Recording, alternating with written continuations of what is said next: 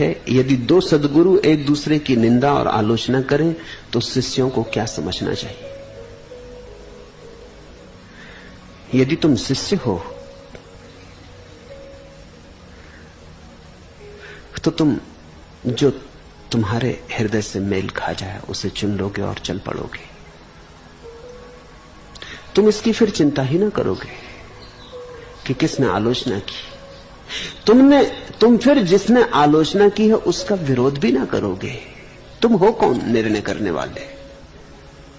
शिष्य और निर्णय करे कि कौन सद्गुरु है कौन सद्गुरु नहीं है, बात ही मूढ़ता की है। ये तो अंधा निर्णय करने लगा कि किसको दिखाई पड़ता और किसको नहीं दिखाई पड़ता। अंधा कैसे निर्णय करेगा किसको दिखाई पड़ता किसको नहीं दिखाई पड़ता?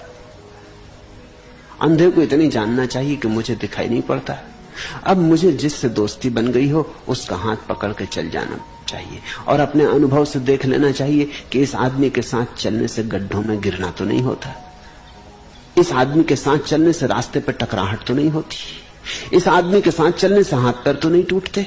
ऐसा अनुभव में आने लगे तो समझना कि इस आदमी के पास आंखें होंगी। ये तुम्हारा अनुमान ही होगा, लेकिन ये अनुमान धीरे धीरे तुम्हारे अनुभव से प्रमाणित होता जाएगा और ऐसे साथ साथ चल के एक दिन तुम्हारी अपनी आंख भी खुल जाएगी। और शिष्य का अर्थ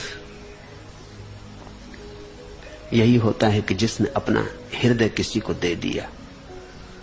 जिसने हृदय दे दिया है वो तो मजे से सुन लेगा। अगर तुम कृष्णमूर्ति को सुनने जाओ और वे मेरी आलोचना करते मिले और तुम नाराज हो जाओ तो तुमने मुझे अभी ठीक से चुना नहीं, क्योंकि तुम्हारी नाराजगी सिर्फ इतना ही बताती है कि अभी भी तुम डमाडोल हो जाते।